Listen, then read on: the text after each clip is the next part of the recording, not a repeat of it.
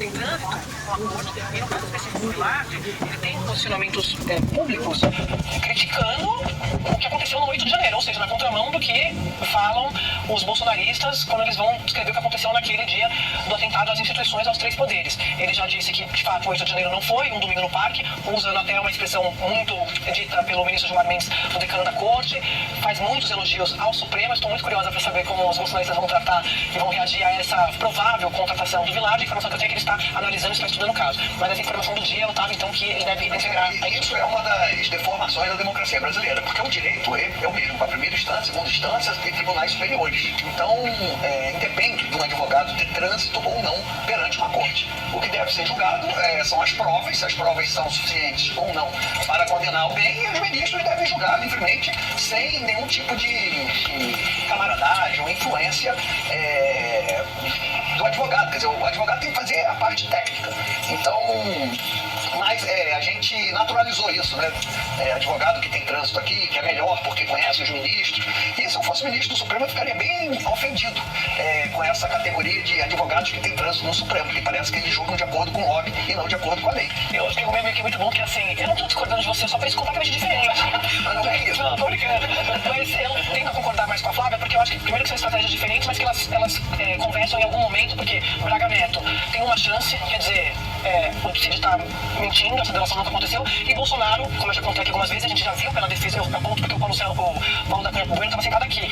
A estratégia dele é dizer, se ia ter golpe, os generais que iam se beneficiar. Então, são estratégias conflitantes. A partir do momento que entra o Juca e o Vilarte, eles são advogados que estão acostumados com esse tipo de defesa de investigados no mesmo caso, e eles têm um perfil muito parecido, vou repetir isso aqui, muito parecido. E podem fazer um jogo com os outros advogados que ficam, que é de good cop, bad cop. Porque os que estão são advogados que criticam o Supremo, já são os bad cops, e eles vão vir falando, não, gente, Supremo, instituição, quando eu falo trânsito com o Supremo, nesse sentido, tipo assim, foi uma tentativa de golpe mesmo. Ele valer, né?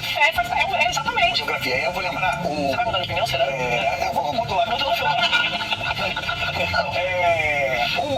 O Zanin, para mim, foi o maior exemplo disso. Porque o Zanin, ele seguia a linha política, de dizer que o Moro era um desqualificado, que aquilo não era perseguição política. Ele não se... que não tinha prova. O que o militante falava, o Zanin repetia. E aí me causou um estranhamento, porque justamente o direito é feito desse balé, né? O ministro. Em um determinado momento, o Zanin continuou, mas houve um julgamento na Corte Superior, que havia críticas à atuação do Zanin, essa posição política do Zanin, de bater no Moro, de bater na Procuradoria, de bater nas Cortes Superiores, dizer que era um julgamento político. Uma tese que acabou prevalecendo, o Lula só é presidente por conta disso. Mas naquele momento causou estranhamento e muita gente defendia. Se o próprio campo da esquerda achavam que devia pensar muito mal acordo.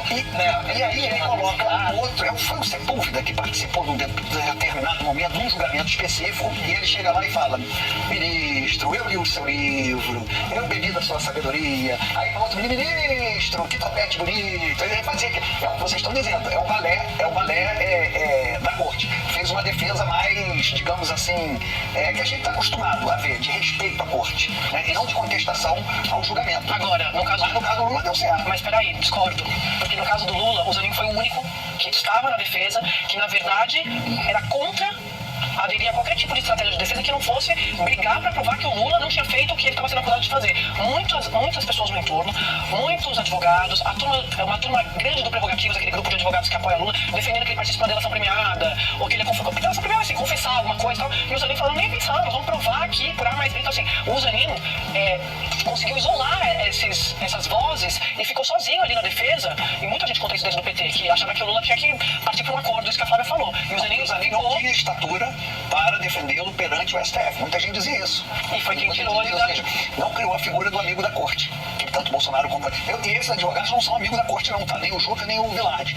São extremamente profissionais, excelentes advogados, e que deveriam se ofender também quando diz que o cartão de visitas dele é uma questão semântica. Vamos tirar os amigos da corte. Os amigos da corte é uma ferramenta usada em ações, né? Mas é isso, assim, são especialistas em julgamentos naquela corte. Modulei meu voto. Porque esse é o termo correto. Porque tem muito advogado que está aparecendo nesse caso que desconhece o processo do ponto de vista disso que a gente está falando de Brasília. Tem um ritual, tem um rito Brasília. Então, assim, muita gente não conhece essa turma. E aí são muitos advogados que os militares conhecem pelo meio militar.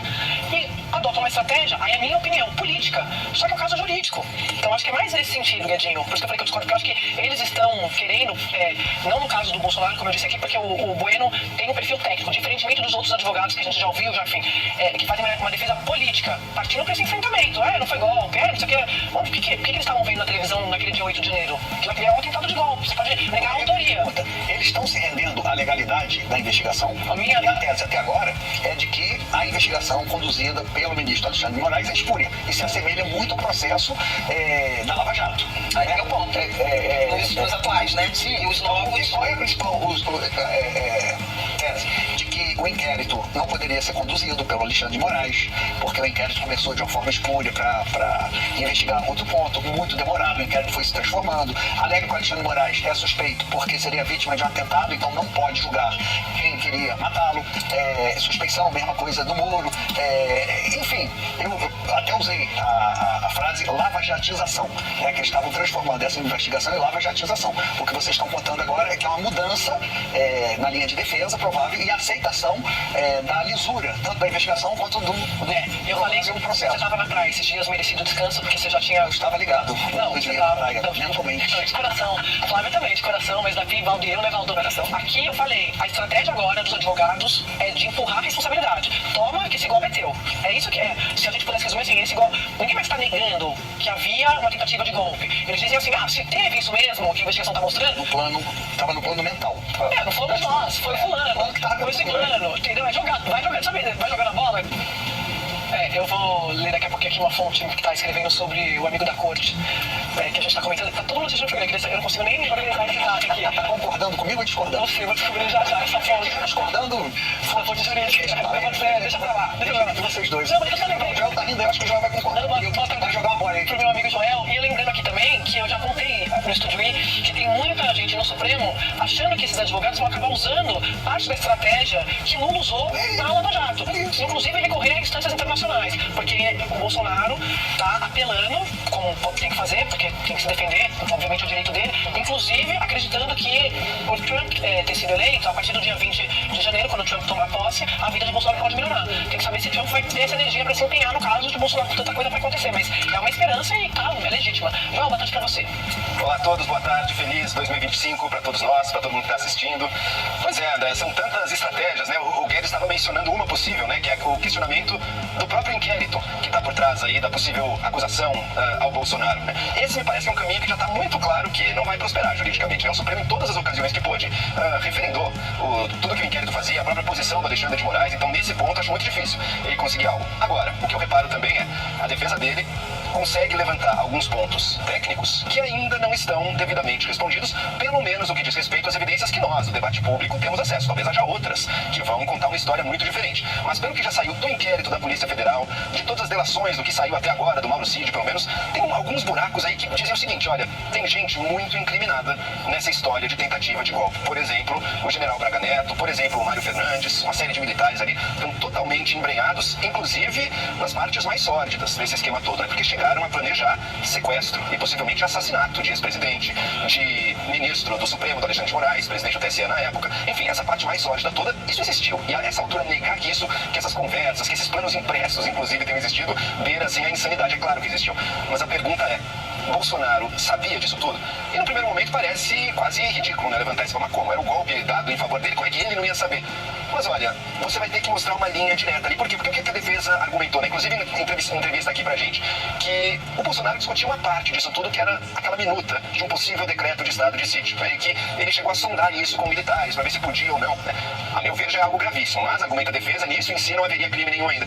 E o resto era uma trama que, se existiu, é feita por esse núcleo de militares, que inclusive colocaria no poder um comitê de gestão de crise, do qual Bolsonaro nem faria parte. Então diz o argumento da defesa do Bolsonaro, toda essa parte mais sólida aqui, inclusive, pode ter estado por trás naquela noite do fogo em Brasília, daquela tentativa de atentado terrorista no aeroporto de Brasília, tudo aquilo que a gente viu, e talvez até do 8 de janeiro também, tudo aquilo era uma coisa. A minuta do Bolsonaro era uma coisa perfeitamente legal, dentro, ou no mínimo contemplá-la não era crime, e era o que ele fez, ele conversou com pessoas, e portanto nada o liga diretamente, né?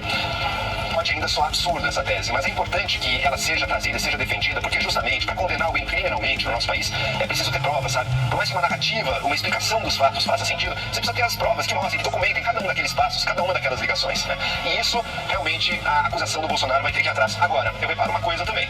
Há um clima no ar de que, independentemente do que aconteça, Bolsonaro será denunciado e Bolsonaro será condenado pelo STF. Essa percepção é muito ruim para nossa institucionalidade.